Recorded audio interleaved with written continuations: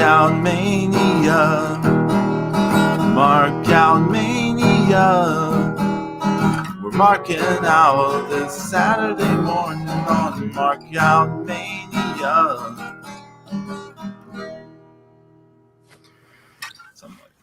I couldn't come up with a song. Yeah.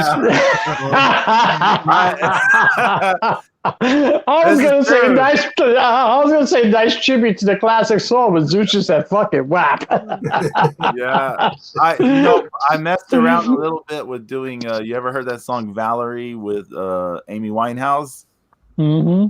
Yeah, I thought about doing that, but I was like, I'm not gonna mess with it. It's too last minute. So anyway, that was funny, Zeus. welcome everyone to the Markout Mania. Yeah, what is up? Woo! We've got James, Mr. Birthday Extreme Sorno. How are you? I am doing good. Pedro. Thank you. I'm healing slowly but surely. I can see things out of one eye, so that's good. Hopefully, we'll get the other one working soon enough. So let's see. And what the hell was that? That sounded like indigestion. Right? I think it's the God of Thunder. That sounds like the audio from a Pepto-Bismol commercial. It sounded like I said dork instead of dark. Yeah. How are you, Zeus? I'm good, man. Oh my God. That's brutal. Y'all know, I don't know if I've ever said this before. I've always, my entire life, I don't know if this is because my mother was from a different country and she's the one who taught us how to speak. I've always struggled with AR and OR sounds.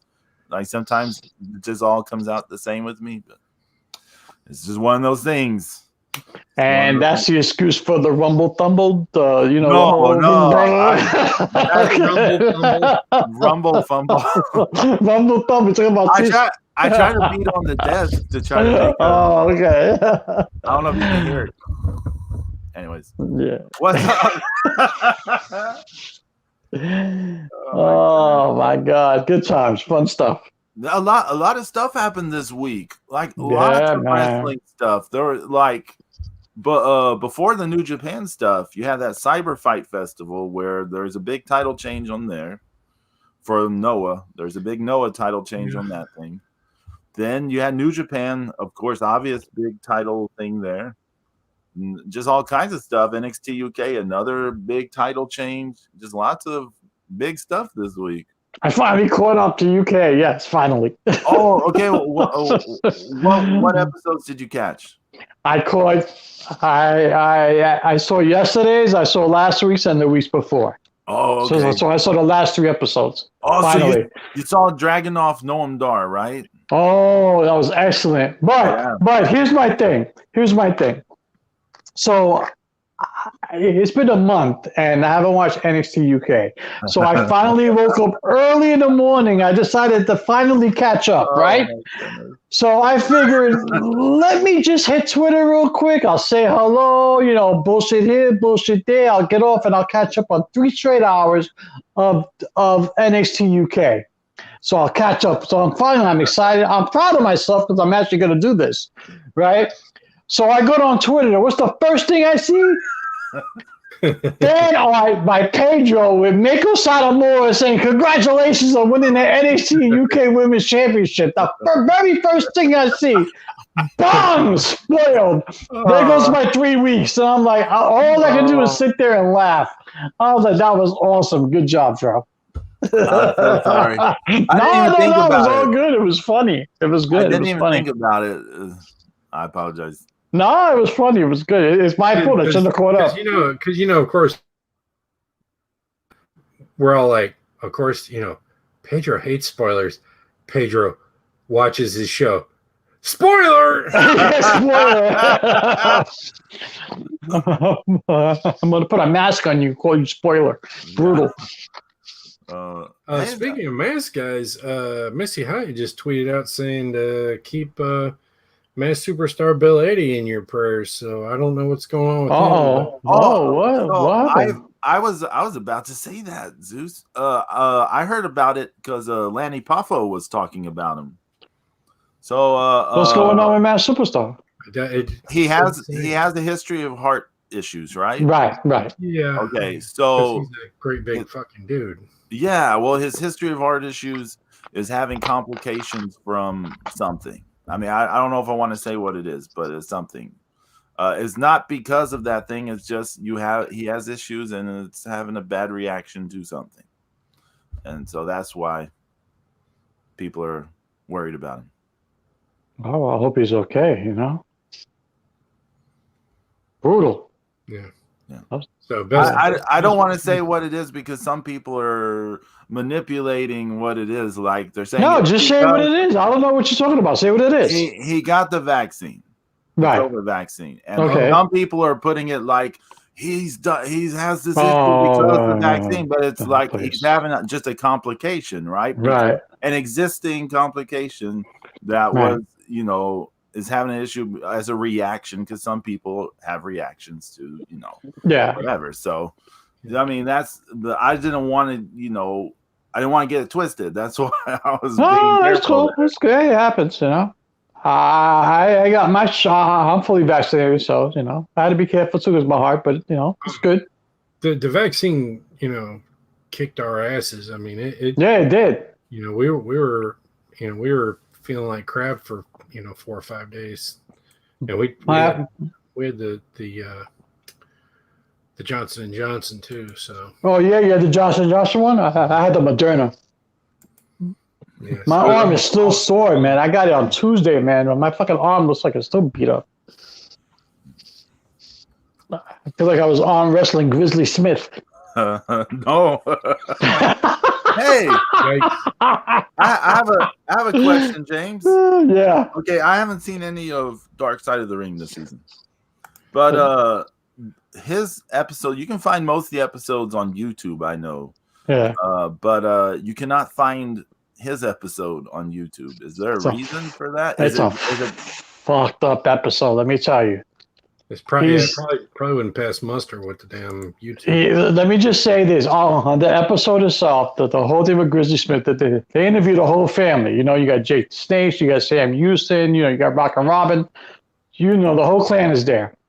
And the Grizzly Smith would stop at the side of the road and pick up 9-year-old girls, 10-year-old girls. And there was some serious shit that they were saying that what he was doing.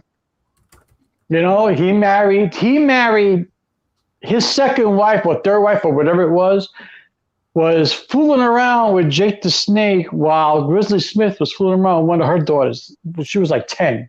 It's ridiculous, man. This shit, though. I mean, the pedophilia that was running around was insane, and and you realize, then you realize why all these kids were all fucked up. They were interviewing Missy High because she was married to Sam Houston. Oh yeah, that's right. And she was saying, there was some bad shit that was going on in that home. Missy High was married to. You mean Baby Doll? Baby Doll. I'm sorry. Yeah. I'm sorry. Excuse me, Zeus. Yeah. Blondes are all the same, Zeus. No. No. It's just, because you just said Missy High before, and I was like, oh. And, she's married to Baby Doll. And Baby Doll was saying that he would drink like 32, Crown Royals and Cokes, just to fucking deal with shit. And, ask for his daughter's hand in marriage and all kinds of shit. It was crazy. So I can understand why it's not on YouTube, because this is some heavy subject matter. Heavy. I mean, Grizzly Smith showed up at his daughter's house with a 9-year-old girl, asking his daughter, do you know how to make a daiquiri? Because she wants to try daiquiris. Girl was 9. Yikes. That's not a good look, That's not. No, that's criminal. Yeah, man. That's harsh, It was brutal. Yeah, I was just curious because my friend Brian Bell had mentioned it to me that you can't find that episode, and I was like, he must not be searching right, because I've seen like every episode pop up, and then I tried looking for it, I couldn't find it, and I was like, what? It's nowhere. Like, this episode is nowhere on YouTube. How is this like possible. I'm sorry, Missy Hyde. I meant Baby Doll. My bad. Yeah. Hey, Brutal. I was right with you, James. yeah. I was like, oh yeah, the blonde chick.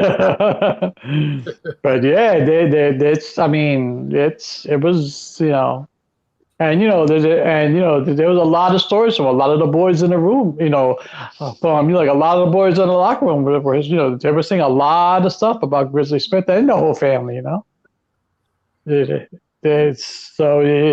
was like an open secret. Oh man, That was brutal. Has it been a good season? Is it still going on, or is it over? They just did the last episode was the Dynamite Kid, and then they're going to come back in September with new episodes. Oh, okay. Yeah, they're pulling a Lucha Underground season 3. Oh, yeah, exactly. Good, exactly. So, yeah, but the Dynamite Kid episode I just watched, that was fucked up too. Mm. I mean, he had, the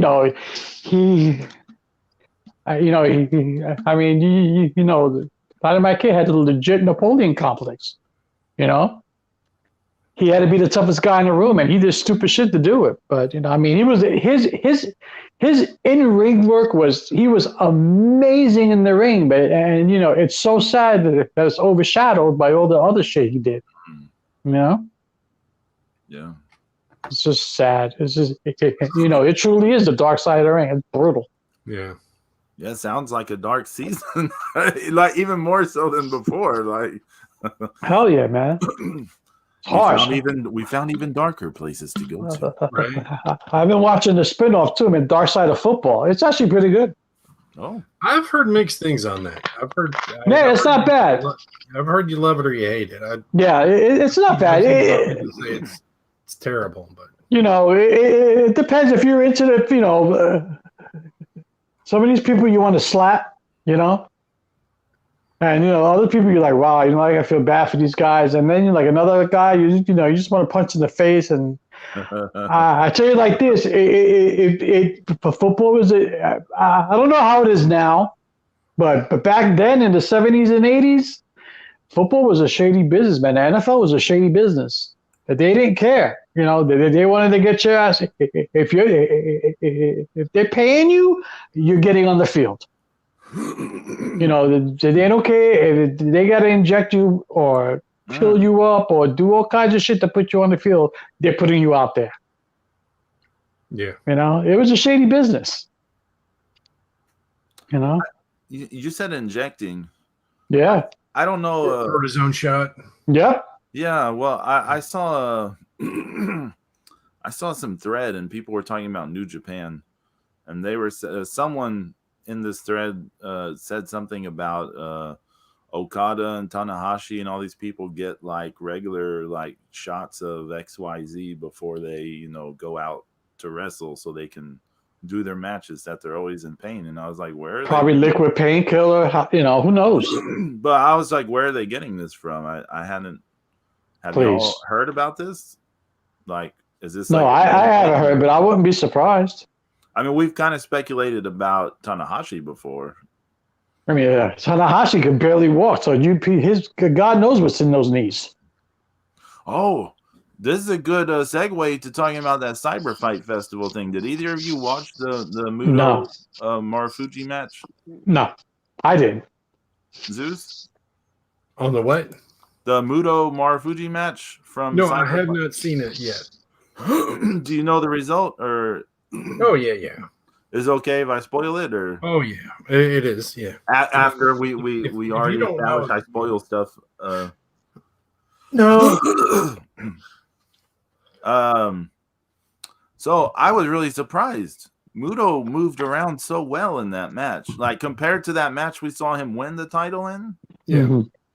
He moved like way better in this match than he did in that one. So I was like, whoa, like what happened to this dude? He was really good in that match, I thought.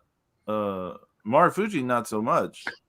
But Marufuji's offense was just like super kick, pump knee, pump knee, super kick, pump knee. Like just barrages of super kicks and barrages of pump knees. Like that was his whole offense in this match. And meanwhile, Muto was like working over the dude's knee, and the dude would be like, he'd be screaming and stuff. But then as soon as he gets a break, he's just like running and jumping like no problem, and just like super kick. I'm like, oh, I guess no stress on your knee. That's been worked over the entire match. Way to sell. But Muto did the moonsault in that match. Really? First one since the last moonsault. Oh my god, that was an amazing moment. Yeah. Because he does the backbreaker, right? He does that backbreaker, and then he stands up and he looks at the corner, and the crowd just like goes, oh, just like electricity shot through the crowd, like, oh. He was able to do it, okay? Yeah. And and like Muto looks at the corner, and like he has this moment of hesitation, like he thinks about, he's weighing the consequences of doing this, and then he goes for it. And I know it's for show, okay, I know it's for show or whatever, but it really made the moment, that moment of like he's thinking about it, like, should I do this? And then he goes for it, and it looked like as good as it usually looks, and I was like, oh my god, like he's always had one of the best moonsaults ever. Come on, man, the moonsault was like one of the best ever. I know, but I'm saying at this age, and he hadn't done it so long, I wasn't expecting it to look as good as it did. And his knees probably. Oh yeah, well that was like a whole story in the finish, because like he hits it and it does, the Marufuji kicks out, and like Muto basically is done. Like he's selling it like his knees are gone now, like he can't even defend himself in a way, and Marufuji just like pump knee until the dude dies. So it was the Marufuji half of this match was not great, but you know what was sadder though? That Jun Akiyama match on this show. Have y'all heard anything about it? No, I haven't heard anything about this show. He's the DDT champion, right? Yeah, he's the champion in DDT, and he was fighting some guy named Harashima, and everything Jun did just looked terrible. Like, imagine someone just doing everything looking weak and half-assed, like they don't really care.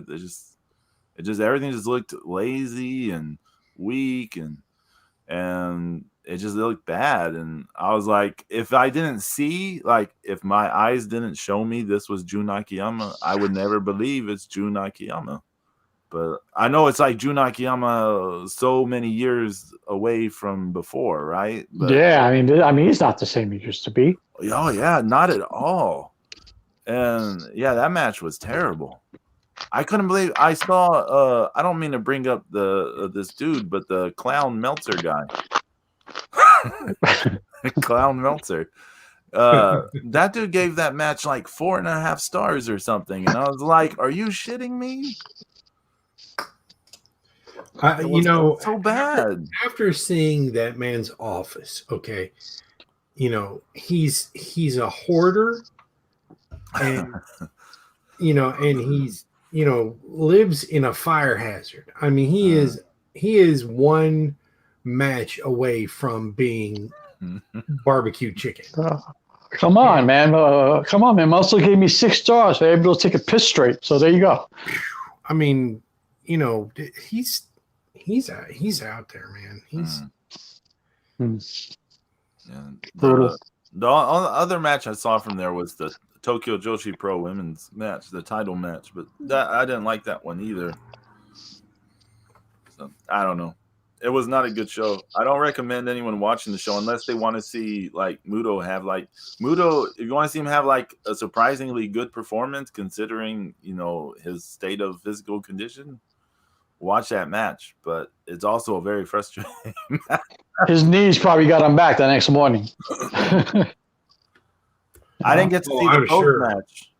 I didn't get to see the post match because my power went out like right when the match finished.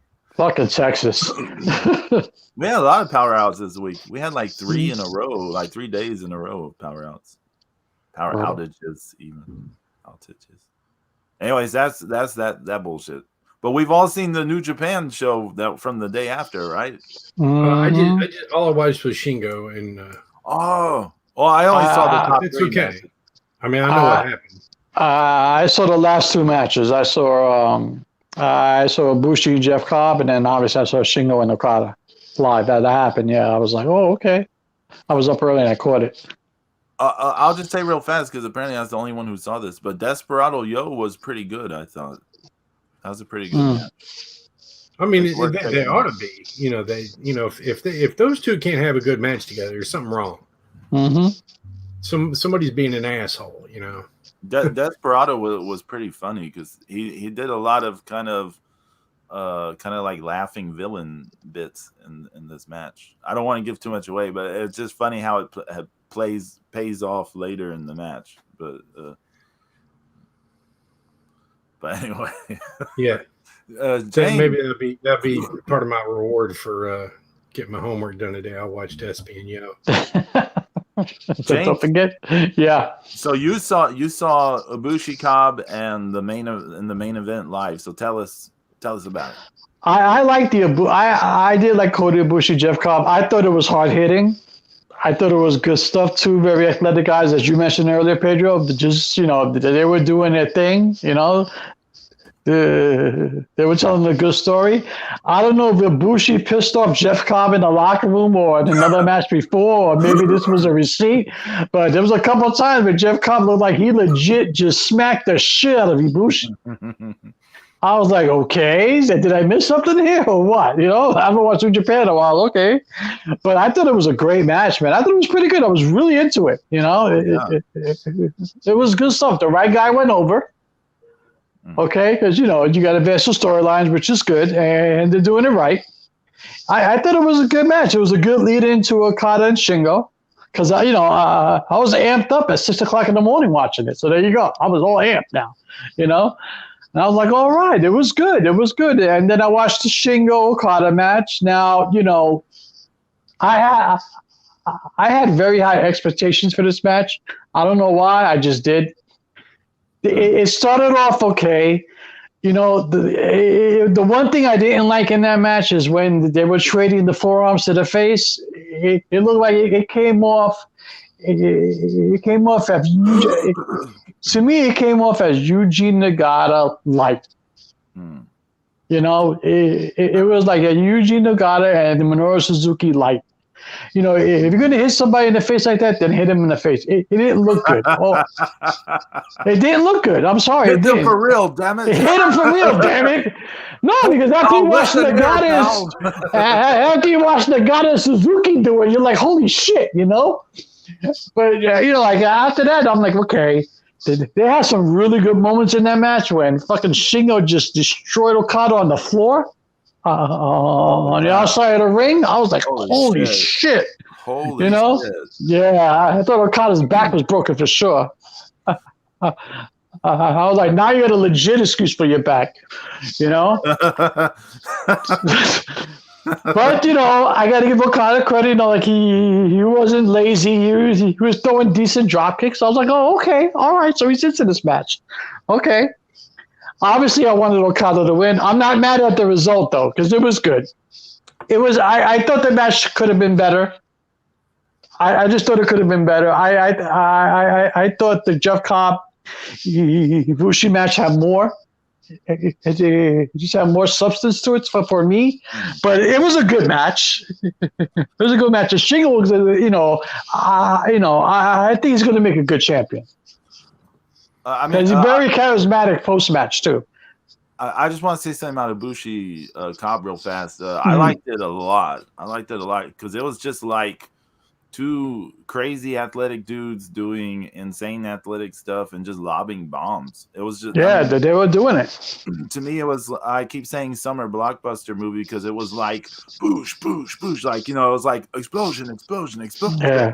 It was just like very loud. In that sense, like bomb, bomb, bomb, boom, boom, boom. So I liked it a lot. It was like exciting. It was very. Yeah, exciting. It was.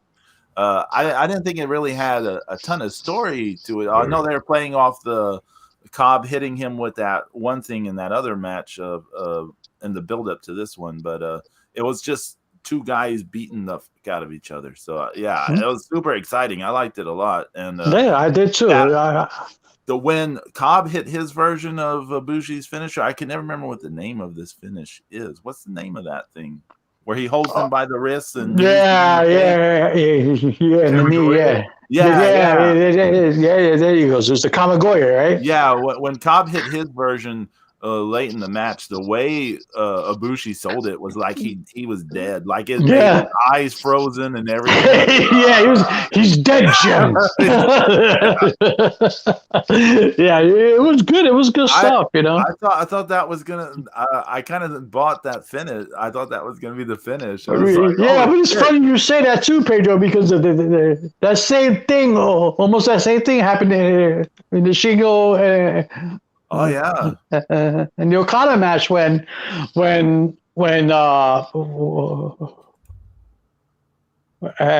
Okada went to hit the Rainmaker one last time and he clobbered the shit out of Shingo.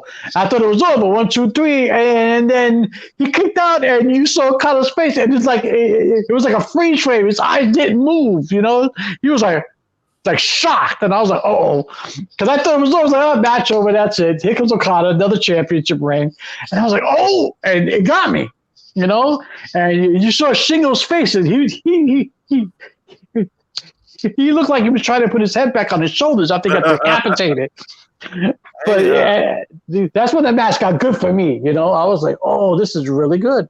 A quick shout out to YYH in the chat room. Y2H2. What is up? Hey Zeus, you just finished watching the match. Tell us your opinion on Shingo Okada. I think they had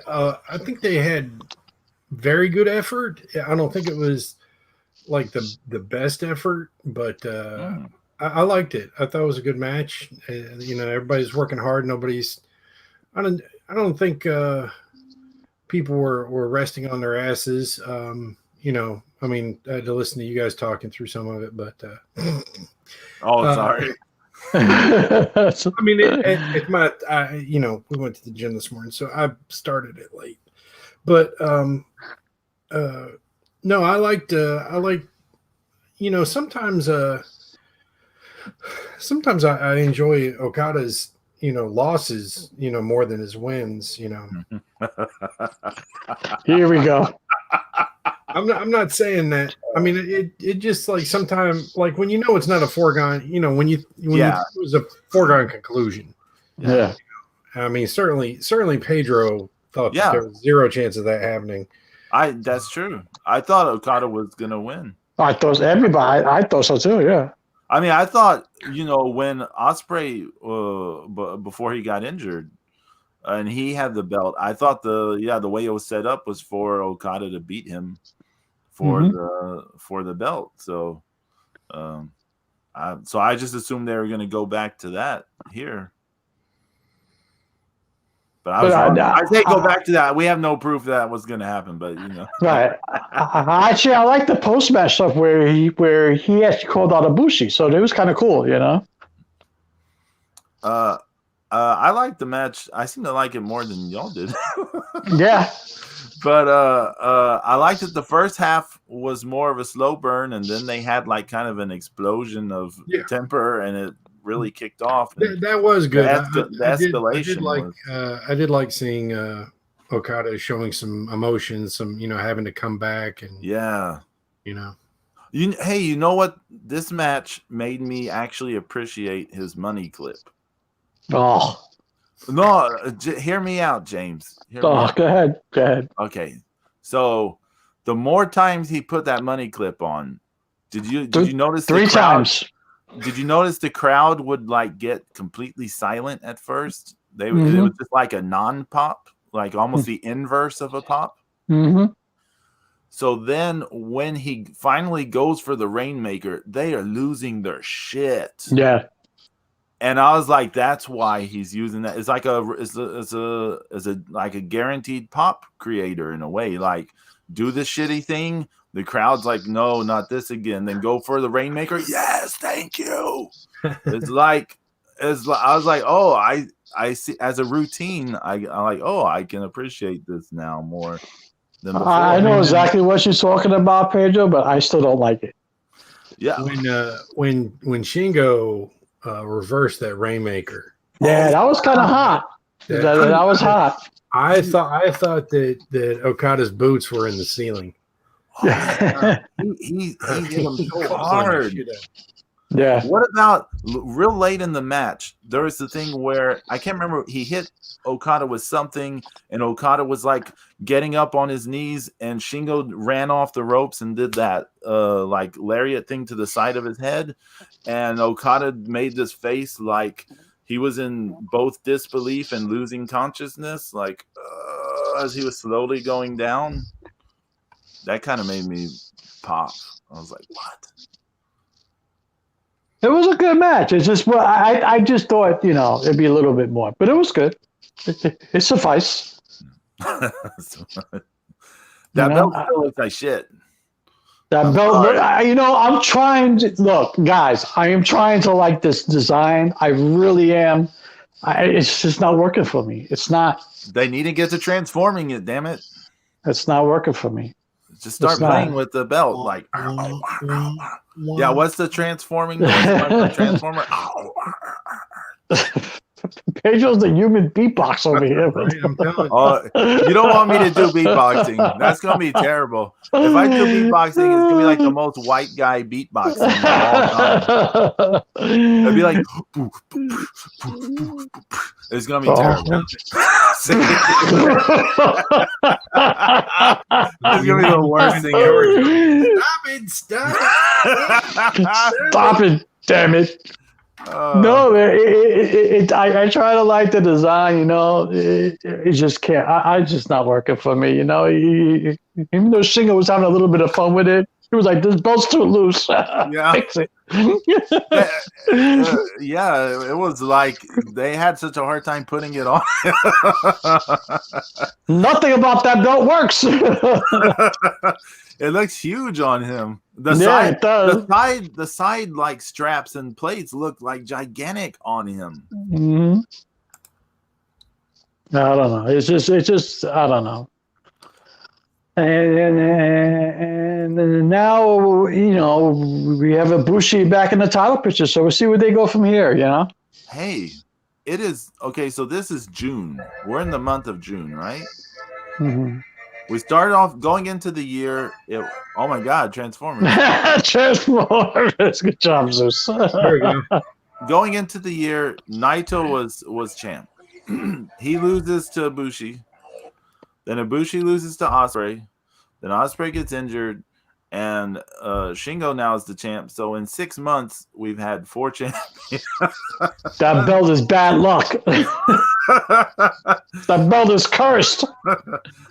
Stop saying, we've had real curses in pro wrestling, and that this is not even remotely close. No, I know. I just say no. That anything to get that shit off TV. The belt is cursed. It came from Ringu. Get it out of here. Oh my God. Yeah. So Ibushi, Shingo is the next, I guess, program, and. Yeah, I mean, that's what they're setting it up. So, I mean, is that going to be part of Summer Struggle or no? I don't know. Zeus is playing with the Transformer thing over here now. He wants to see if Star Strike actually transformed back to the belt. That would be an awesome actual like toy if they made like one of the. Can you imagine if Shingo's standing in the middle of the ring? Can you imagine Shingo standing in the middle of the ring with the belt, and all of a sudden the belt transforms and Star Strike pops up? Because I made it. Oh my God! Brutal. That's just brutal. James, did you watch NXT? I haven't seen NXT. NXT has been to me NXT has been really good the last 2-3 weeks. Really good. Really good. What happened this week? It was more promoting, like the in your house shit. Yeah, I'm about to pull that up for. Yeah, please. They had Karrion Kross come to the ring and talk. You know, he was talking shit, and everybody else made their appearance, and they were just beating the shit out of each other, man. I don't like 4-ways and 5-ways a lot, because it gets kind of convoluted. But I'm actually looking forward to this match because I think they can pull it off. Because you get the right guys in the ring to do it. Mm. Johnny Gargano and Pete Dunne, and you have Kyle O'Reilly, Adam Cole, and then you got Cross, who's the muscle. So I think you got the right guys to pull it off if it's done properly. But it's good, And you have Ember Moon's going to fight Raquel Gonzalez, so I think that's going to be good too. I saw the clip of Ember Moon hitting her finish on Raquel, and Raquel's in like the red pants or something. Yeah, that shit looked awesome, didn't it? Yeah, it looked great. Yeah. Hey, did you guys hear that they're interested in re-signing Samoa Joe to NXT? Are you serious? I did not hear that. That's the rumor. Really? Oh, that would be cool. That would be cool. I don't see why they should have just kept him on the commentary. He was like the best commentator they had. I don't know. They should have kept Aleister Black, in my opinion, but that's just me. That one is mind-boggling. That's mind-boggling. They were doing stuff. They just did something with him, and then he's gone. He should have never left NXT. Never.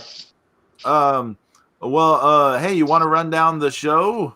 Yeah. Tomorrow, NXT Takeover in your house 2021. Last year's. They had. Hold on. Pedro. Okay. You know who they had doing promos for it? Who? Doc Hendricks. What? He went back to his Doc Hendricks. Yeah. He was doing his Doc Hendricks gimmick. Yeah. Yep. And then you had the $1 Million Man, Ted DiBiase. He actually broke out the $1 Million belt. Oh. So it's kind of cool. The last year they did the In Your House takeover, and Io Shirai won the women's title at that show. Io Shirai came back. Io Shirai came back on this week's NXT. Right, unfortunately, with that Poppy lady. Yeah, that was brutal. But go ahead. He probably tried to be Bad Bunny, but go ahead. Oh my God. Okay, what's the card? We have. But that was just watching. Okay, on NXT Takeover, in a winner-take-all 6-man tag team match for the North American title and the tag team titles, you have Bronson Reed, the North American champion, and Flippy Fuckers, NXT, the tag team champions, versus Legado del Fantasma, which is Santos Escobar, Joaquin Wilde, and Raul Mendoza. Mm-hmm. That sounds fun. They've been having good stuff, man. I've been into this angle. They've been having good interactions with each other. I think it's good. I think it's thumbs up. I haven't seen much of it, but I saw clips of just Santos Escobar sitting at commentary laughing like a villain, and it just looked cool. It just it's been cool. Yeah. Cool, yeah. Mm-hmm. Mercedes Martinez versus Xia Li in a singles match. Now, there's a rumor that Xia Li, there's a rumor. I don't know if it's actually going to happen, but there's a rumor that Mercedes Martinez, either her or Piper Niven, is going to be this chick's heavy on the main roster. Yes, I've heard this exact same rumor. Yeah, you know what I'm talking. Eva Marie's heavy, yeah. Eva Marie is either going to have Piper Niven or Mercedes Martinez. I don't mean to saddle Mercedes Martinez with something bad, but I hope it's her, because Piper Niven still has, she's younger and she still has so much she can do. Yeah. But I hope neither of them happen to you, because Eva Marie doesn't deserve to have either of them by her side. But go ahead. Yeah. Another fucking traveling whore. Go ahead.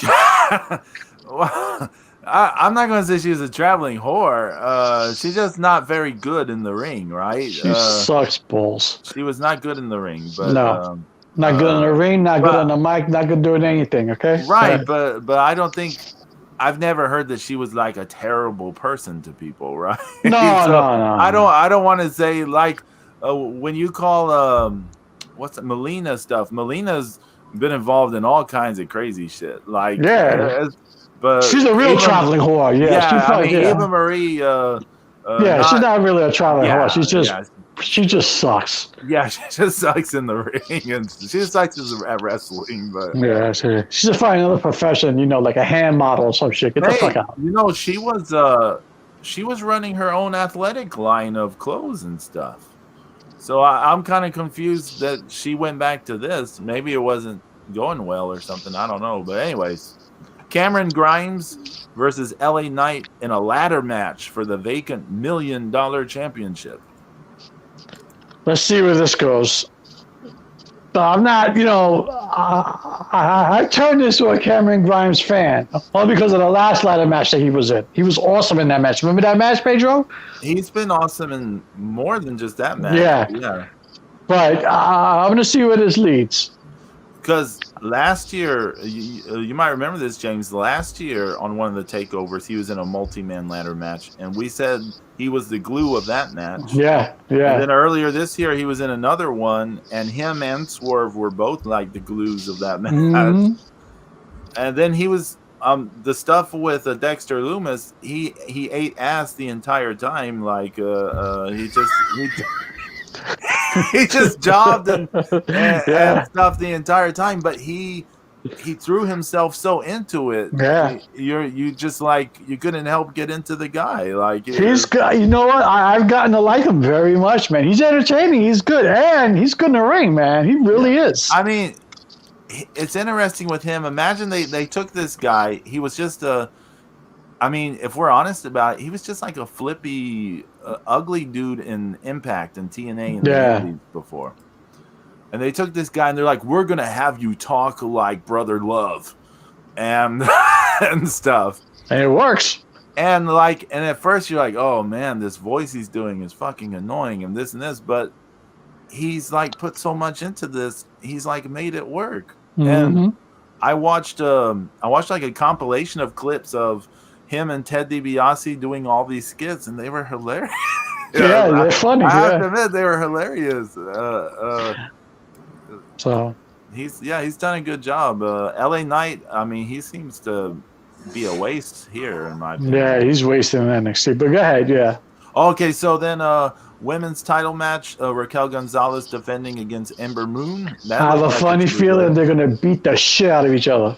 Yeah, we're gonna get some.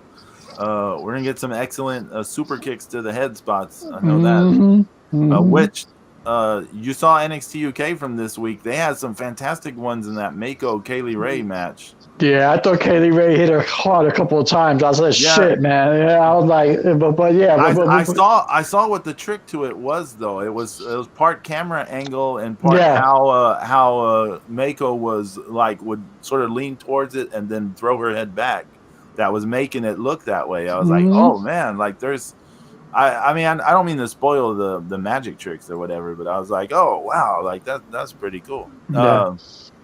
And then the main event, fatal 5-way for the NXT title. Karrion Kross defends against Kyle O'Reilly, Adam Cole, Johnny Gargano, and Pete Dunne. I think what you said is right, Pedro. When you said last week that it is a safe way to get the belt off Cross and you like have him go to the main roster. I put that question out there as a hypothetical. No, but it makes sense. It wasn't a prediction. It wasn't. No, but it makes sense. It makes sense because now you got WWE's going back on the road, and you have a huge SummerSlam coming up in Vegas. And who's from Vegas? Oh, Cross is. Cross is from Vegas. Oh, I didn't know that. So I wouldn't be surprised if he debuts the main roster at SummerSlam. Oh, wow. So it kind of makes sense.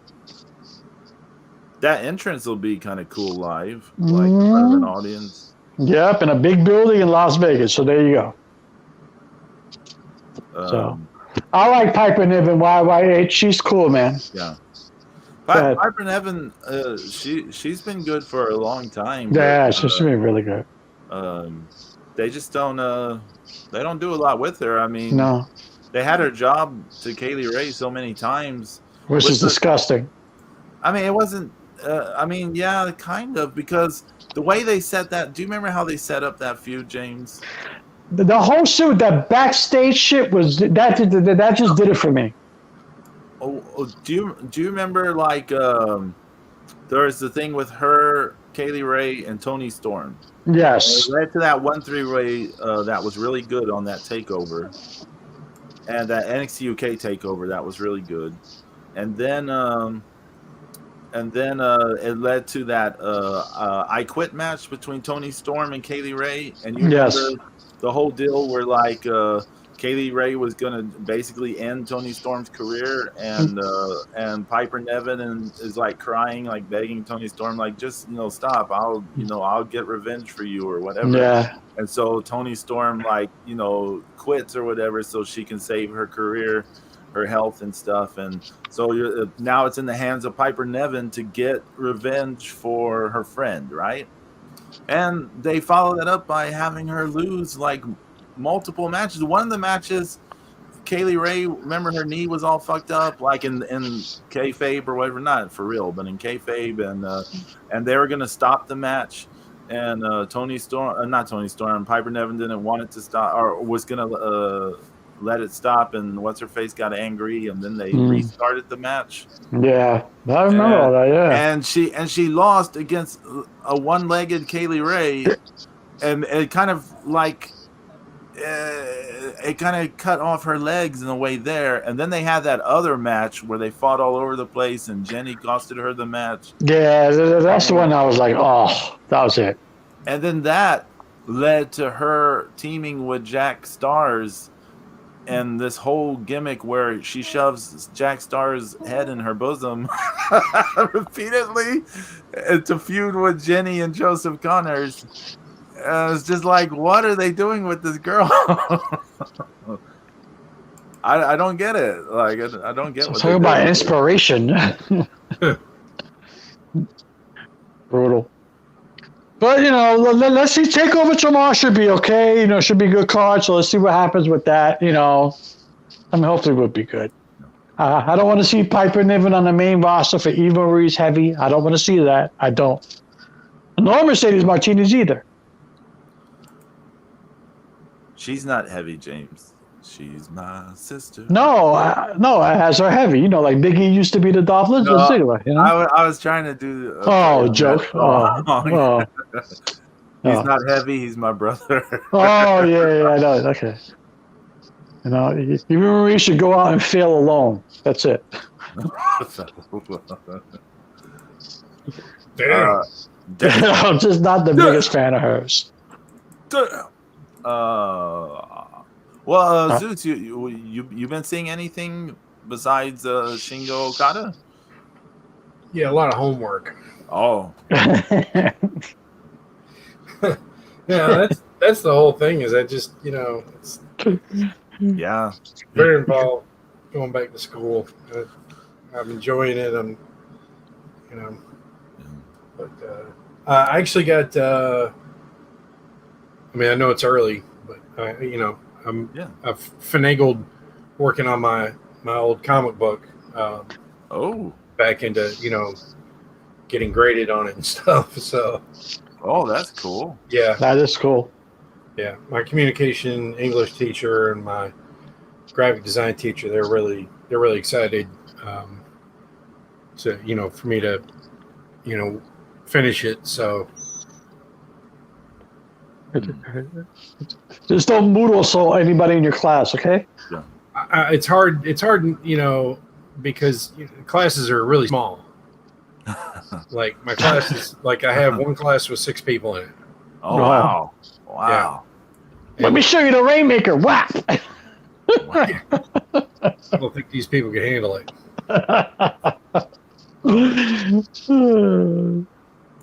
So you saw NXT UK, which I spoiled for you, James. Yeah, good job. Yeah. It's just the main event, Pedro. No big deal. Yeah, no big deal. I thought it was an excellent match though this week. I thought the match started off a little slow, but it picked up real fast and it got really good at the end. I mean, I didn't think it was slow at all. Did you see the first one? Yeah. Yeah, you saw the first one. The Yeah. first one I thought was a better wrestling match. This one was like a passion play. It had more story and like revenge. Like revenge was like the whole thing in it.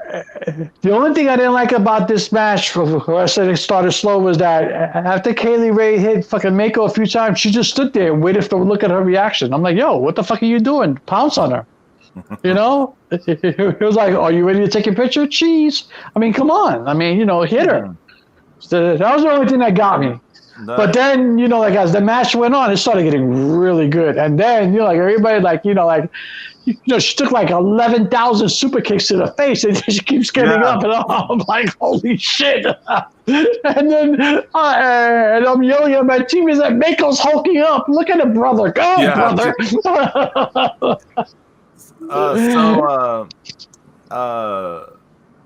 I'm gonna use a reference from like 6 years ago. So there's these two famous matches in Stardom in 2015 between Meiko Satomura and Kairi Hojo. And the first one is the most famous one. It's a 30-minute draw for the world title there. And in that one, like Meiko was just like this unstoppable, like almost psycho killer. Like she's just constantly merciless, just pursuing, hitting, and like Kairi Hojo's just scraping to survive. Like she just barely survives the match. Like she's totally outgunned. She's just barely surviving this match. And then the rematch, Meiko like cuts off any of her escapes and the things she used to survive in the first match, and she finishes her off in the rematch. So I bring that up because this match to me was a lot like when Kaylee Ray did that post-match thing after the gauntlet match where she disrespected her during the bow and all that. Yeah. And Meiko was like, I will not forgive you this time. It was like she brought back the unstoppable psycho killer Meiko. And one of the things you saw in this match, Kaylee Ray tries to escape numerous times, and she can't escape. Like Meiko keeps cutting off her things of escape, and she's just like, she's just like, I'm going to survive everything till you're dead. Yeah, she took a few of those kicks. I was like, oh my God. And then she hulked up, and it was kind of cool, And, she was wearing red and yellow, so it was perfect. There it was, you know? So it was kind of cool,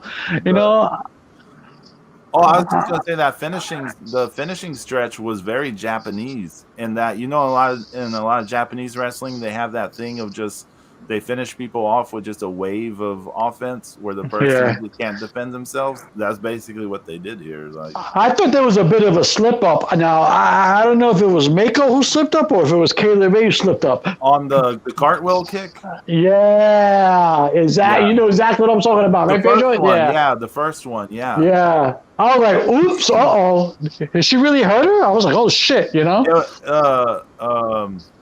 didn't Meiko go down and check on her real quick?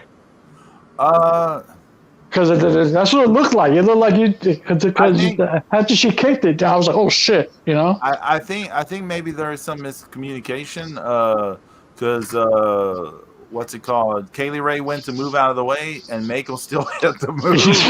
And he hit her a boot corner in the head. I was like, oh. And then, I think they just communicated with each other like real quick, like, oh, did I get the spot wrong? I think that's what was going on. Yeah. I just hope nobody got hurt. I was like, oh, But I thought, I thought the match was good and stuff. It was good, I said the last 5 minutes of the match was really good. I thought the whole match was good, but I was way into it anyway. So, I was super invested in this. So. I thought the last 5 minutes was really, really good stuff. I thought it was good stuff by Meiko. It was great. It was great. Now, the only problem with having her champ is you could never turn her heel after all this. Right. Well, because the whole respect angle with Kaylee Ray. So how can you turn her heel after that? So now Valkyrie has to be the biggest bitch on the planet. I say fuck your respect and do all this shit again. Let me throw something at you. Okay. Okay, I don't think this is going to be a super long title reign. First off, I don't think it's going to be very long.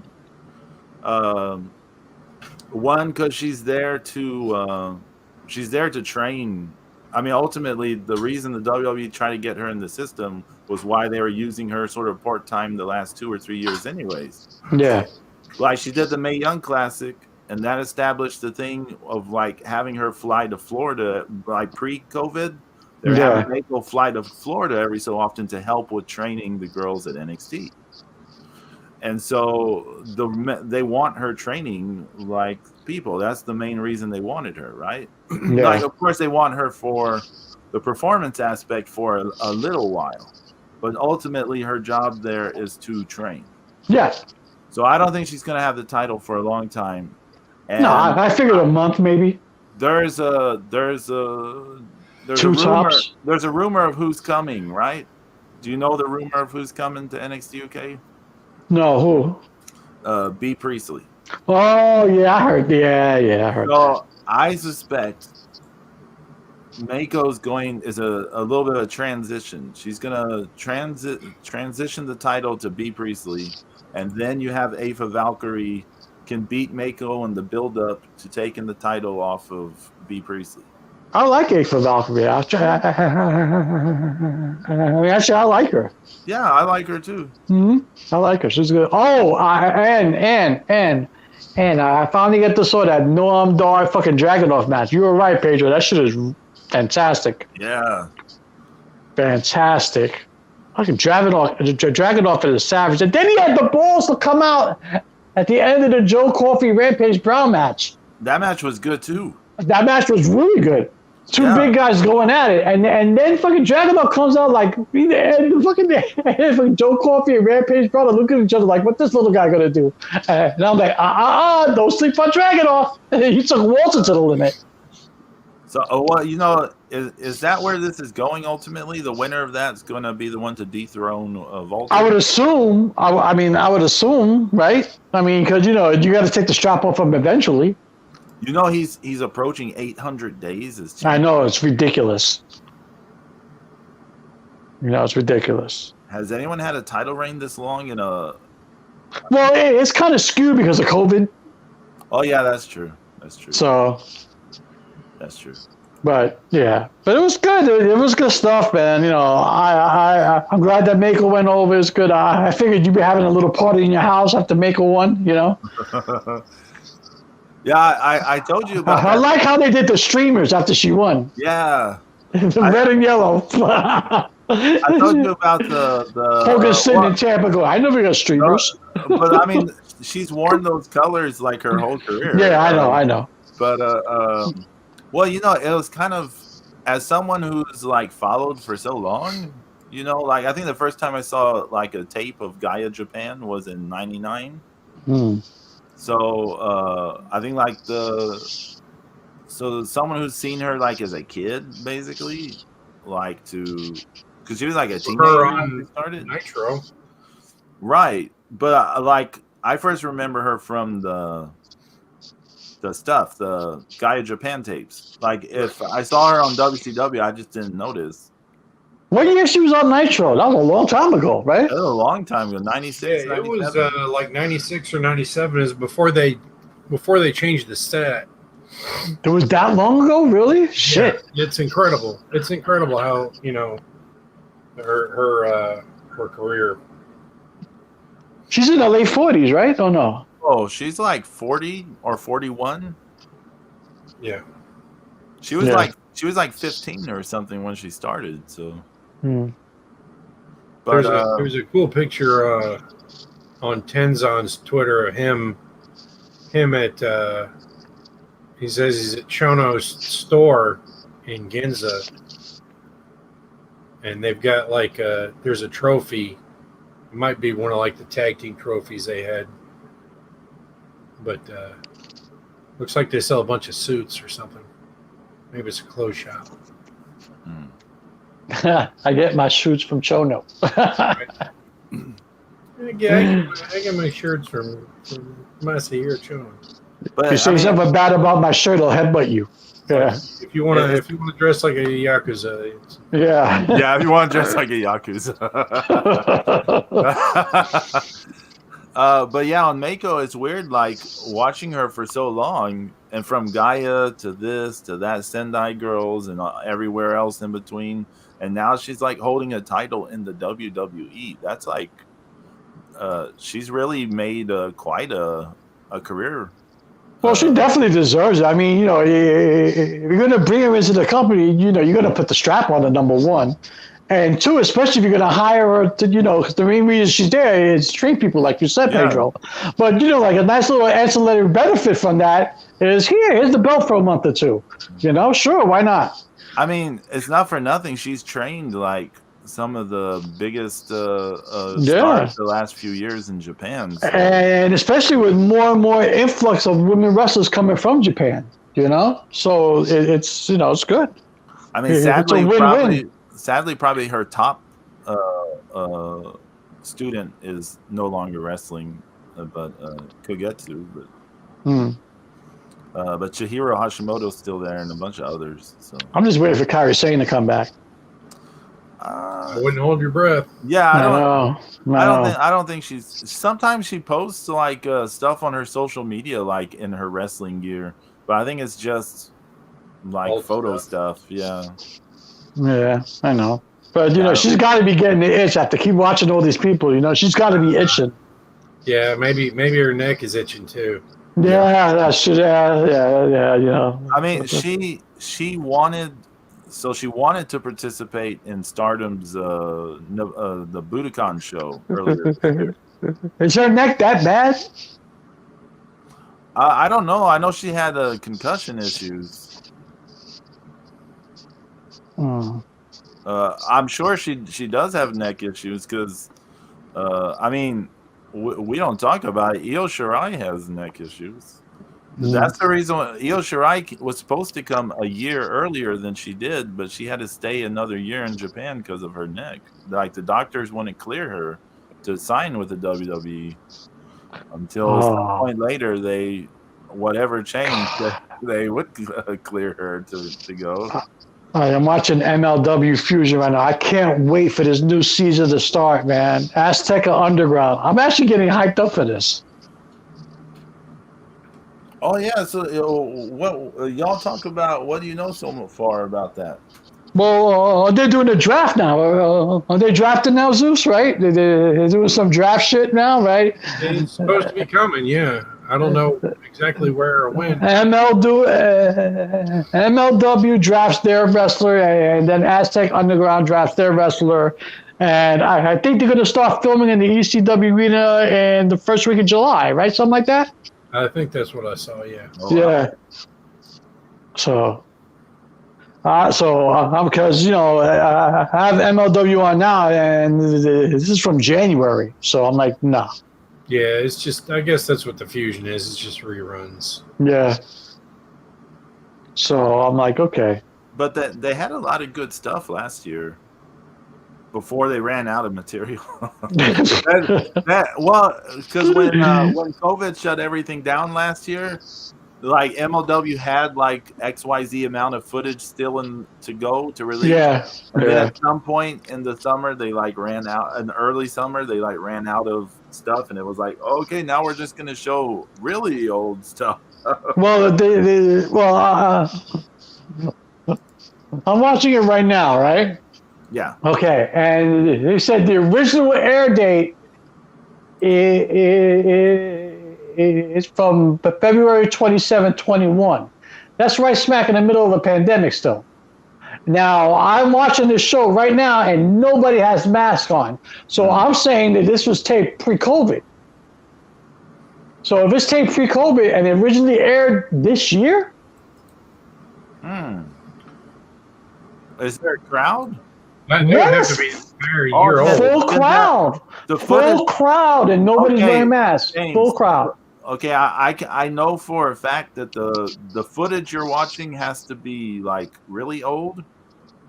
Like it has to be like at least early 2020 old, because sometime late in the summer last year, they came back doing studio shows, and there was no crowd, zero. Okay. Crowd. Okay. So they started doing new episodes with zero crowd for a while. So they haven't had like a live crowd with newer content. Right. Since, But why? Okay, so then if that's the case, then why you? So they must have had so much stuff in the can then that they aired this for the first time in March. Who's fighting? There's some Japanese guy and some guy in a mask from Chile. What the heck? I don't know their names. Guy. Yeah, I'm sorry, I've never seen them before. It's the Chilean sea bass. Yeah. I've seen the Chile guy before in the mask. The Chilean sea bass against masked fugu. I forgot his name, but I've seen him before. I've never seen the Japanese guy before, but he looks like he's good. I totally understand, though. Like, you know what? Hey, James, early in 2020, they did have some people from SEMA's promotion. I can't remember what his promotion was called. Shima? Yeah, his promotion. They had people from his promotion doing stuff. So, yes, like Linda. Oh, okay. So these are their guys? Yeah. His guys? So it's some of SEMA's guys. Yeah. So they did do some stuff in MLW early 2020. So, that's where that's from. Once again, you talk about somebody who was back in, in the Nitro era. I got to see Shima Nobunaga live at a Thunder. Wow. Really? Yeah. That's hot. Zen Shi's the guy from Chile. I'm sorry. His name is Ben Cheese? No. Not Ben Cheese. Zen Shi. Zen Shi. Zenshi. Zen Shi. Okay, yeah. Yeah, this is from the footage was filmed in early 2020. Yeah. Okay, I'm sorry, Zeus. Go ahead. I'm sorry, my bad. But I mean, he was, that was back when he was in his prime. He was so young. Yeah, he was a kid then. Not really his prime, but yeah, as a kid. Because he was just out of the Toryumon. Right, Toryumon. So he was Ultimate Dragon was training the students, and then the promotion itself started in 1999. So yeah, it was 97 when I saw him. Oh, that's cool, Zeus, man. You get to see guys before they really got big, Yeah, he was there that night, I believe. Magnum Tokyo Magnum and the Tokyo Magnum, and Kazuyashi was there that night too. We should do a show where all the people Zeus has ever seen, who's made it and then who didn't, Yeah, like this guy made it big, this guy didn't, Yeah, I mean the list of guys that didn't is pretty low, thankfully. I mean, I've seen Tom Brandy twice, so that's brutal. Oh wow. Salvatore Sincere. That was horrible. Yikes. Yeah. You mean Tom Brandy? Yeah, Tom Brandy. That Tom Brady. Tom Brandy, yeah. Yeah. Man. That was horrible. Yeah. Terrible. Yeah, he was. Yeah, PN News was terrible. PN News. Sam Zink is terrible. Yeah. Well, see, he was capable. He was about as good of an average wrestler as you could want. For a guy who that you wanted to carry the TV title for 5 fucking minutes, because Arn, was nursing a herniated disc or something. I don't know. I don't know why they gave the belt. But anyway, like Brad Anderson, he was Zan Panzer, Oh man, that's Jesus. When Norman the Lunatic makes you look like an idiot, Oh, I that guy out of my head. Zeus, Norman the Lunatic. Yeah. Oh my God, man! The people you've seen is brutal. Wow. Norman a couple times. Was he one of the Things, or was he someone else? No. He was Norman the Lunatic in WCW. No, but was he one of the Things? Yes. Yes, he was. In Stampede. Yes. Yeah. Can't believe you saw Norman the Lunatic. Wow. He wrestled. Like I said, he wrestled Zan Panzer, so he won that. Oh, every time you say that name, I cringe. And then I think the other one was him against Mike Rotunda at near the end of the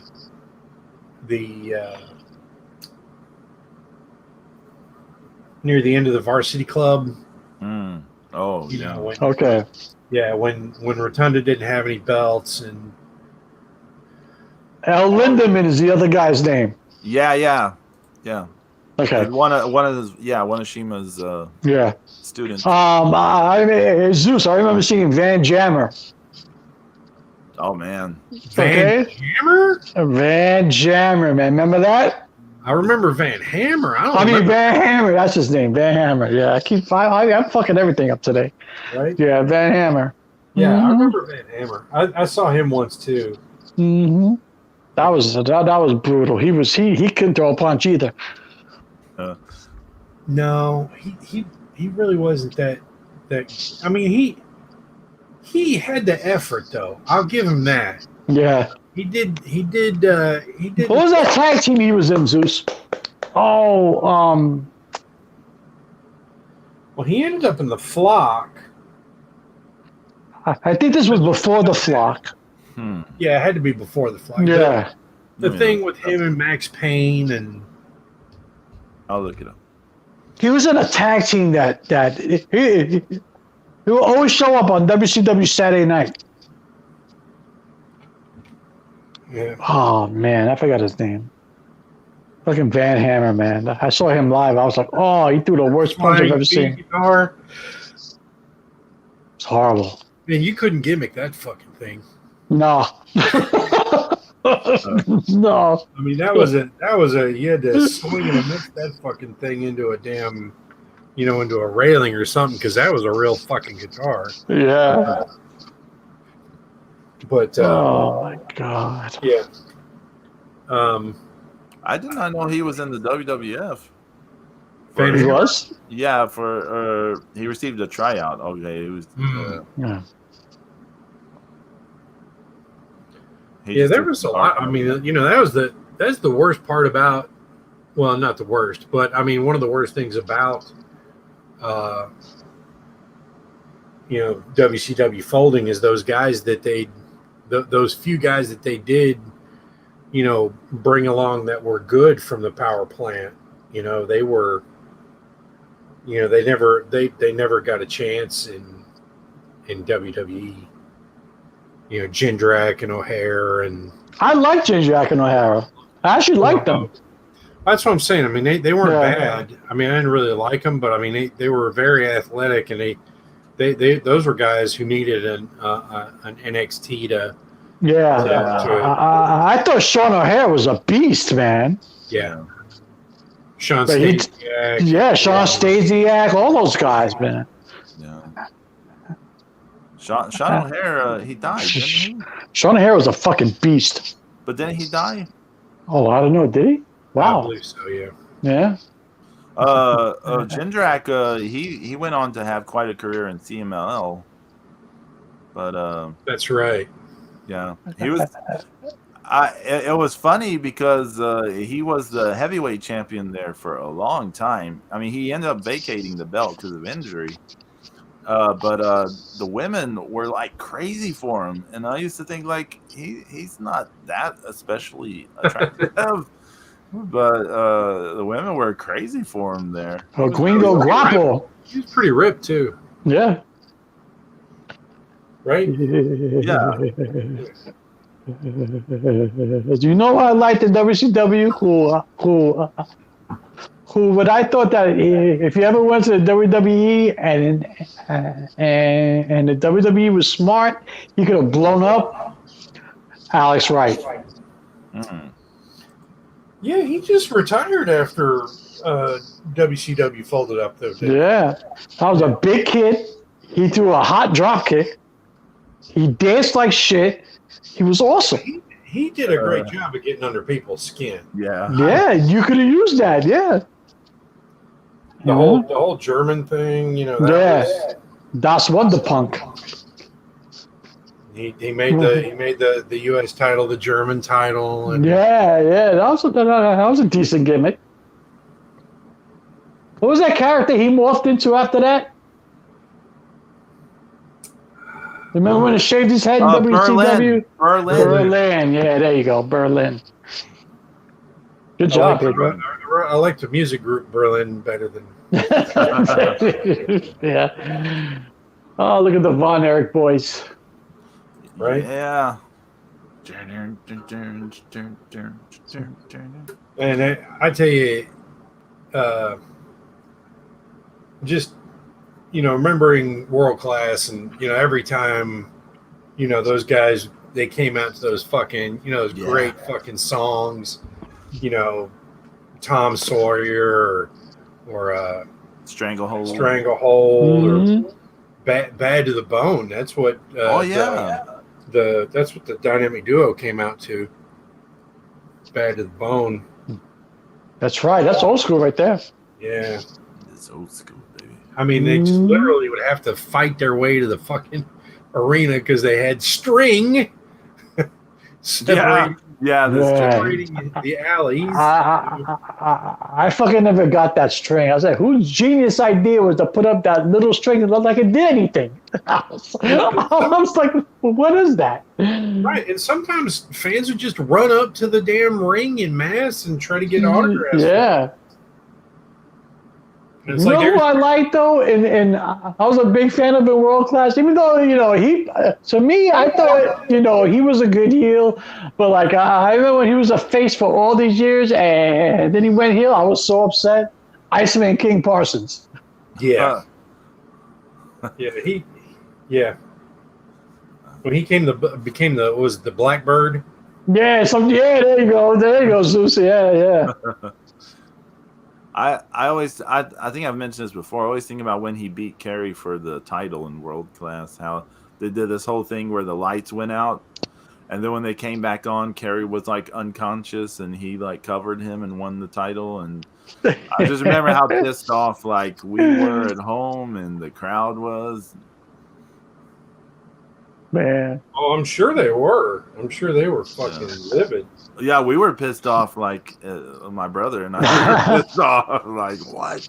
That's bullshit. I remember when I was younger, right? I mean, I was younger. I was like, oh, WWF, that's fake, but World Class, that shit is real. I would say that to my friends, like, what's a World Class? I'm like, oh my god, you guys suck. I mean, and they just. I mean, if you ever doubted. That those guys didn't have the fucking passion and the fire. I mean, everybody at that WCW Memories panel, there was so many guys that were giving Al Perez props for wrestling Kevin so much because, nobody else apparently wanted to wrestle Kevin all that much because he just hit hard, Right. Stiff, yeah. And, you're stiff. So. But that was, you had emotion. You just had that crowd was rabid every fucking week. And, that crowd was sick. Yeah. Well, that was a problem growing up in New York as far as wrestling goes, where, everybody was into saying your prayers, brother. And they didn't think that nothing else existed. It was almost like AEW today. They didn't think nothing else existed, And, thank God for cable because that's when I found World Class. I found, NWA, Ric Flair, and all those guys. But, because I was reading about them in the Aftermaths way before that. But then I was actually finally getting to see this, Who the fuck is Richard Holiday? Oh, he's hilarious. Him and who's the Hammerstone? They're part of a stable, and Pedro knows his MLW. Look at that. We talked about this last year. I know. Listen, bro. I got some timers. Okay, come on, forget about it. There's all kinds of things I don't remember, so I understand.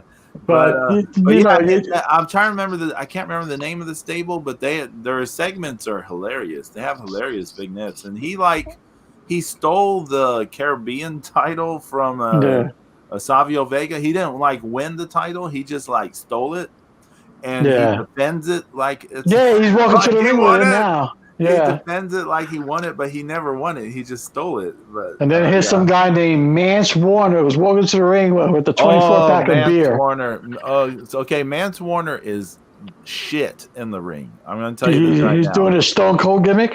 He's terrible in the ring. Yeah, he does kind of a Stone Cold gimmick. He's hilarious in promos. His promos are hilarious, but his wrestling is some of the worst wrestling you will ever see in your life.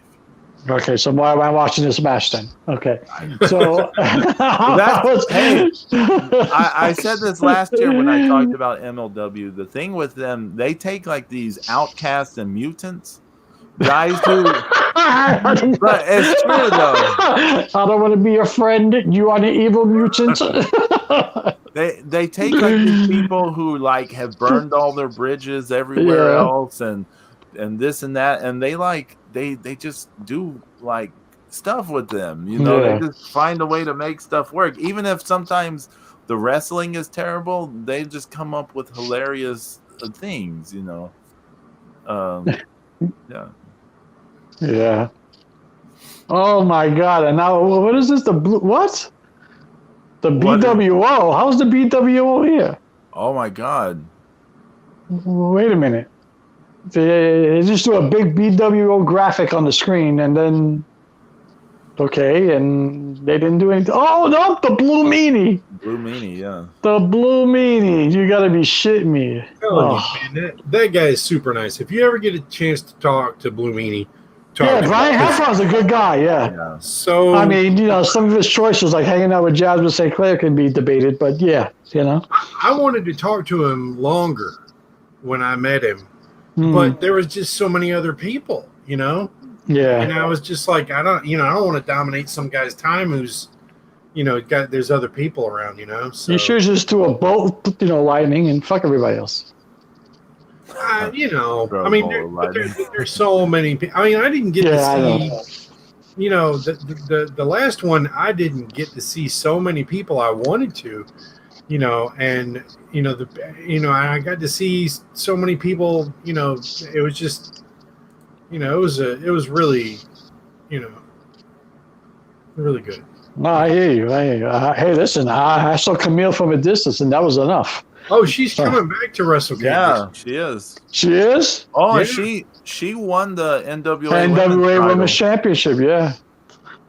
I saw some of the results from that show, but anybody see that Trevor Murdoch Nick Aldis match? No. I haven't seen it. No, I haven't seen anything. I just saw results, and I heard that the pay-per-view got less than 500 buys. That's disgusting. That was buys from the pay-per-view company. Oh, so TV instead of fight. Okay. Right. Oh, gotcha. Okay. Okay. I didn't even know they were on legit pay-per-view. I just thought it was on fight. Well, no, it was that they were also on home pay-per-view, and it was the people got everything confused because they did at least 500 buys. Oh, okay. Okay.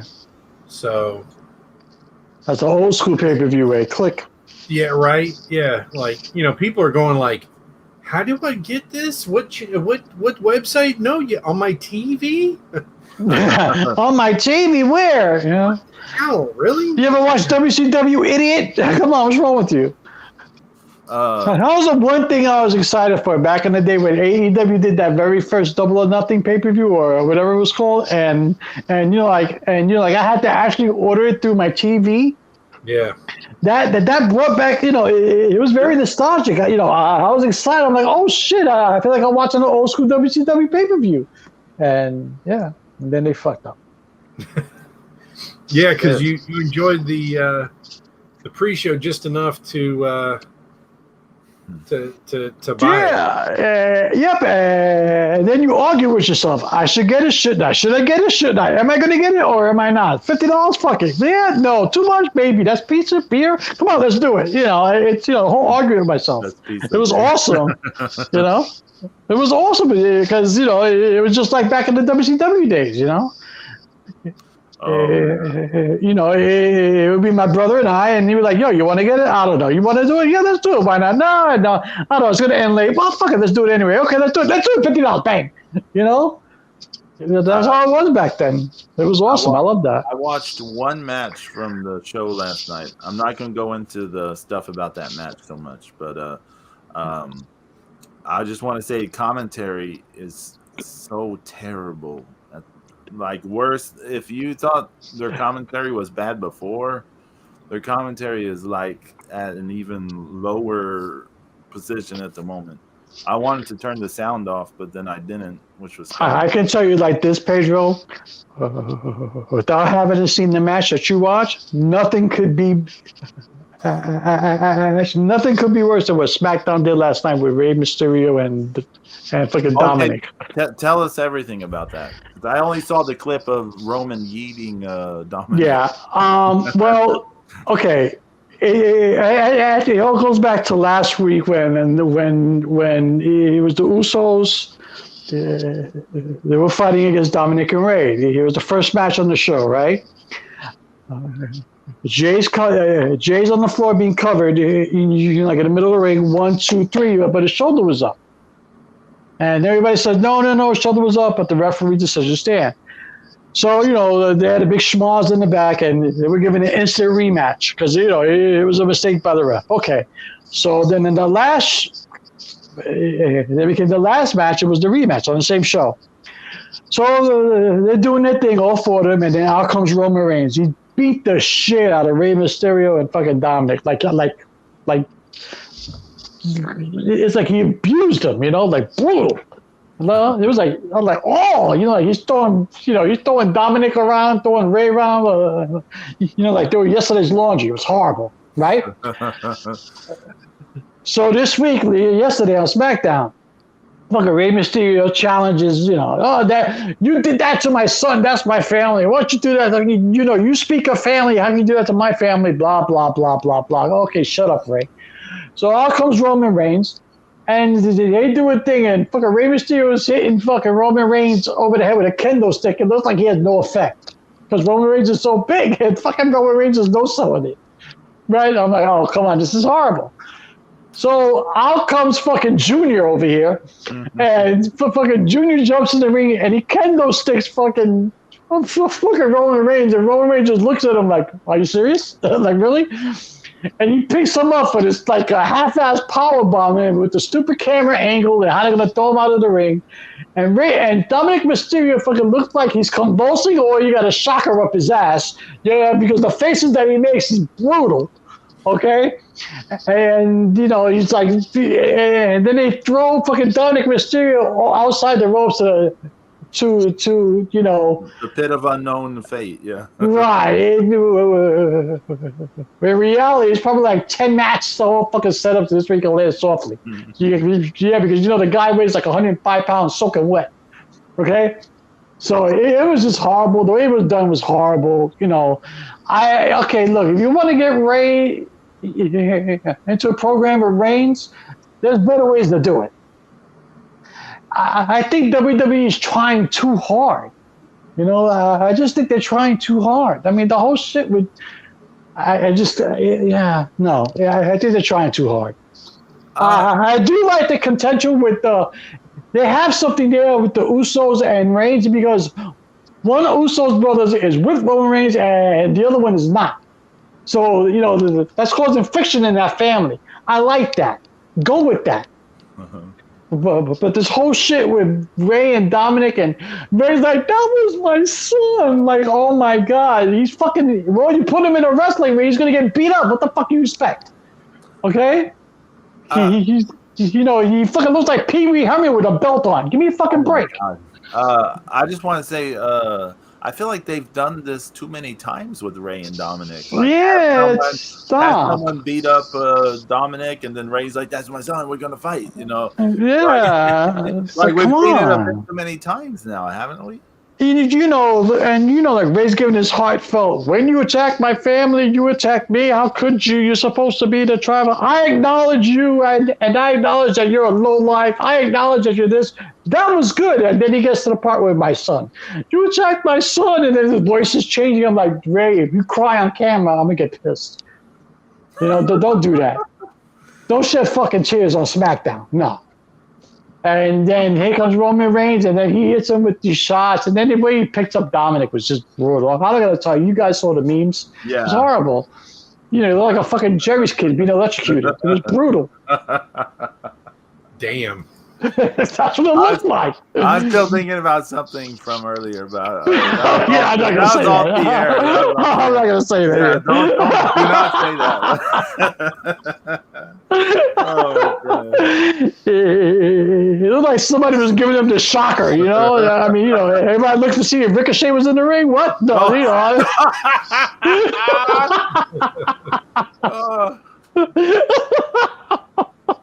James Starno, do not refer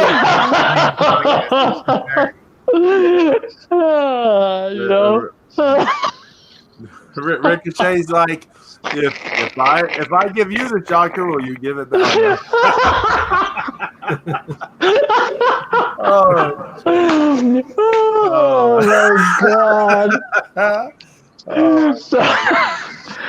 God. Look at this gimmick. Your friendly Mexicans here are going to show you how to cook sausage and eggs.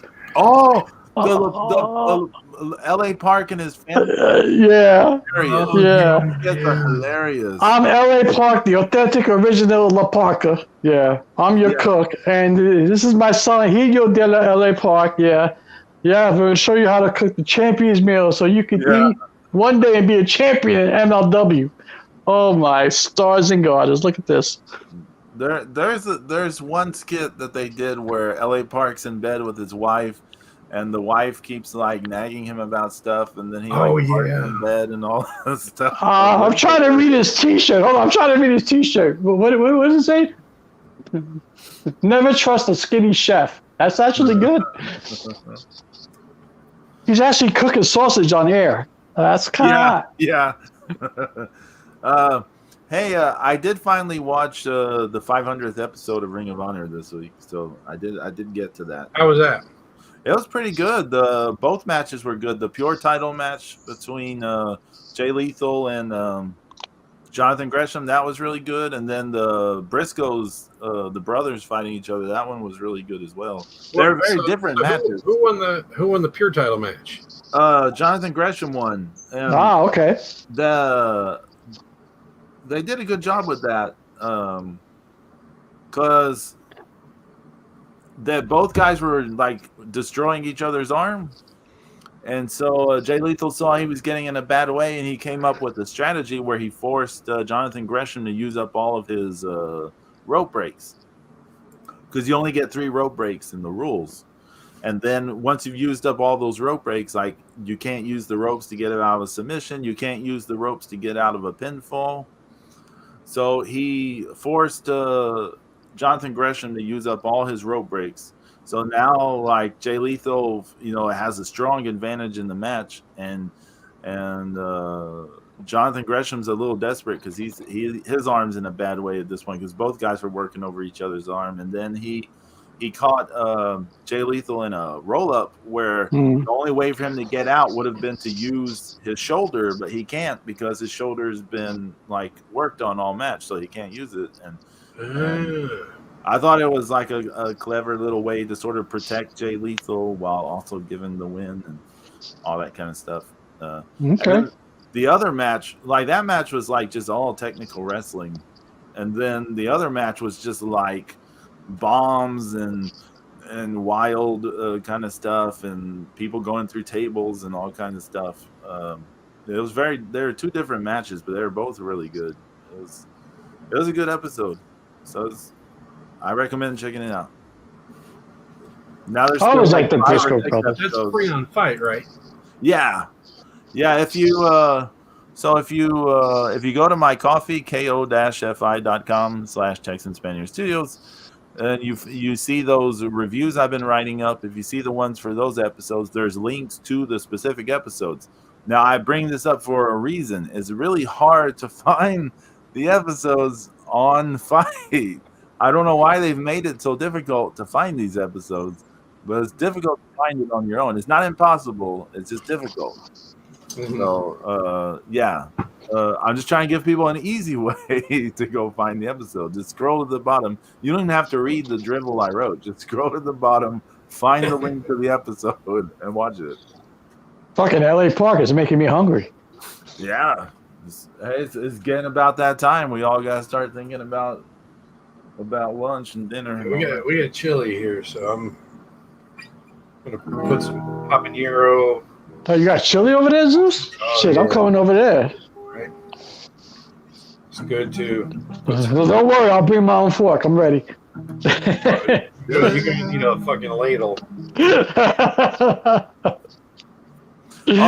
Hey, since you bring up chili, this is totally, I don't know, off topic and stuff, but I always see a lot of discussions with friends about how they eat chili. So how do y'all eat your chili? Do you just eat it like plain? Do you eat it with crackers? Do you eat it with rice? Do you eat it with cornbread? Et cetera, et cetera. Now, I don't like crackers with good chili. I think crackers only belong in chili that tastes like crap. And if you're, if you're really hungry, and you don't have anything else. But if I have all of the access to everything I want for chili, I want hot sauce, and I want sour cream, and I'll eat it right out of the pan like that too. Yeah. That's my ideal. I'll throw it on the dog. Zeus, you throwing it on the dog? Like chili with beans and all that? Not usually. Yeah. I throw it on a dog once in a while. I say it's pretty good. It's not bad. Yeah. North Carolina is real picky about what kind of chili you put on a hot dog, and if you put a chili with beans on somebody's hot dog, they're probably gonna ask what's wrong with you. So. Yeah, I mean, to be honest, like here, they don't put chili with beans on a hot dog. It's chili without beans on. I've done that. Yeah. Because I mean, hot dog with chili and cheese and onions is like a staple here in Texas. Everywhere I know, but like, they consider it like the Texas dog or something. With what on it? Chili, cheese, and onions. Yeah, see, North Carolina, if you ask for a hot dog all the way, what you're going to get is mustard, chili, coleslaw, and onion. Oh, coleslaw. Yeah. I haven't had that on a hot dog. Yeah, and white, the white, not the red usually. But either's good to me. I like both kinds of coleslaw. On chili here, people eat it so many different ways. Like they eat it with crackers and cheese. They eat it with rice. No, I'm not eating chili with crackers. They eat it with cornbread. Yeah. Cornbread. Some people eat it with with nothing. Like no. And Fritos is a big thing. People eat it with Fritos. Oh yeah. Well, you're in the birthplace of Fritos. So. Yeah. My aunt used to tell me stories about in the 50s that they would send money to the Frito-Lay people, the Frito company in Texas, and they would get them in the tins, a big like. Oh, okay, yeah, nice, okay. Fritos, in the mail. And but I remember the first time I went down to Florida, and it was like 2001, I think, and stopped at a 7-Eleven, and for their hot dog toppings, and I saw somebody do this: nacho cheese, jalapenos, and chow chow.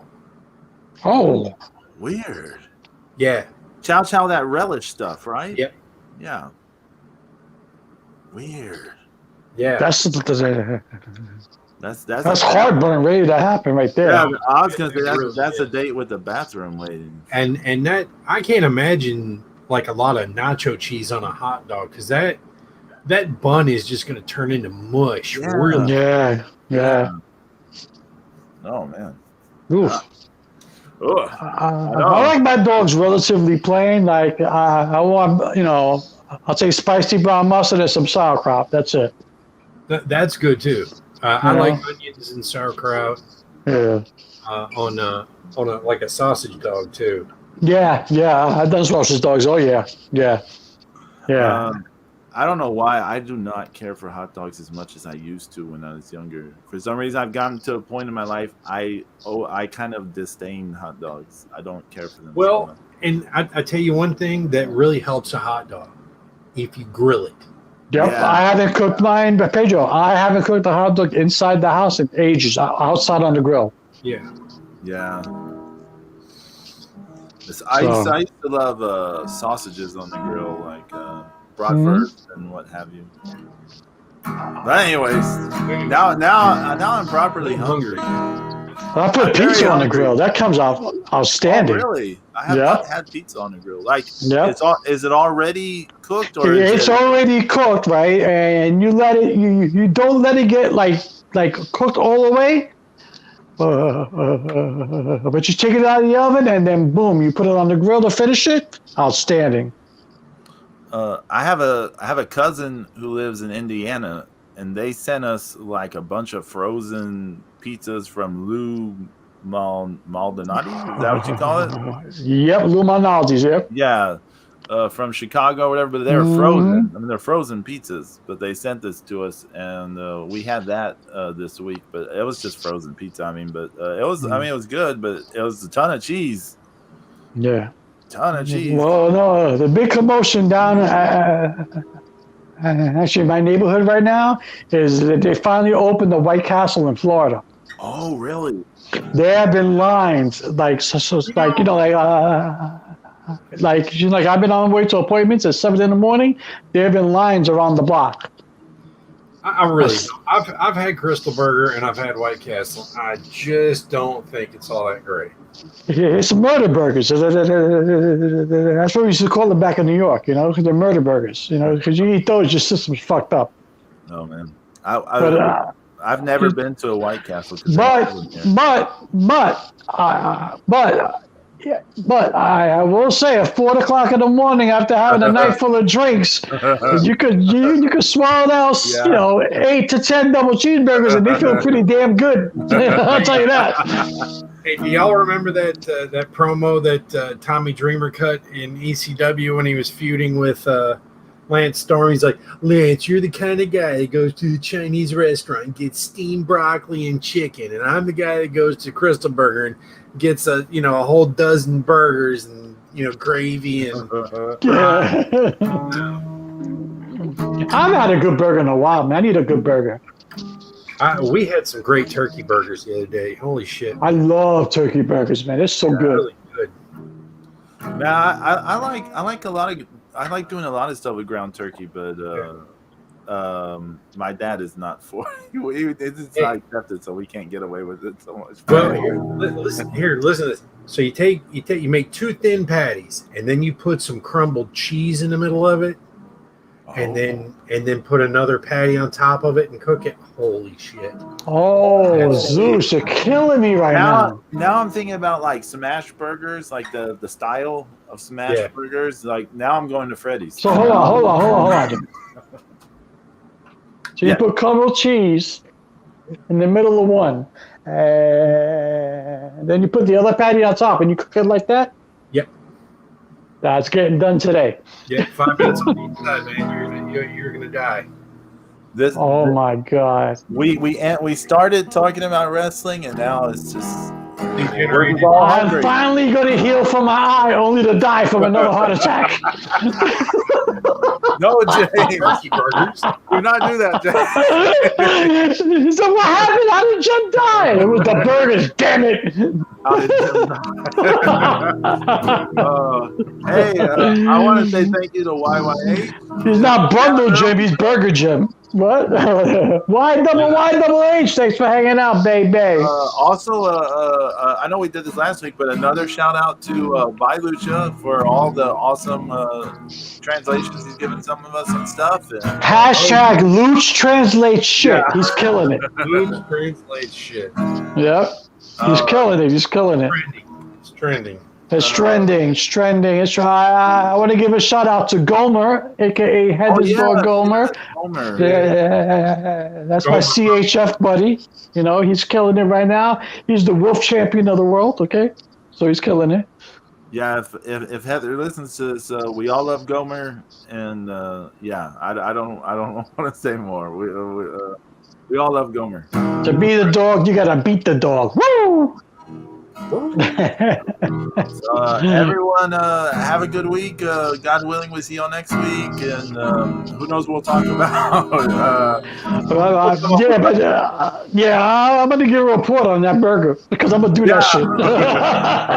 we're gonna do a burger report. We're all gonna do I'm gonna call it the Zoo Special. Yeah, the Zoo Special. And if it's my ghost giving a review, then you know what happened.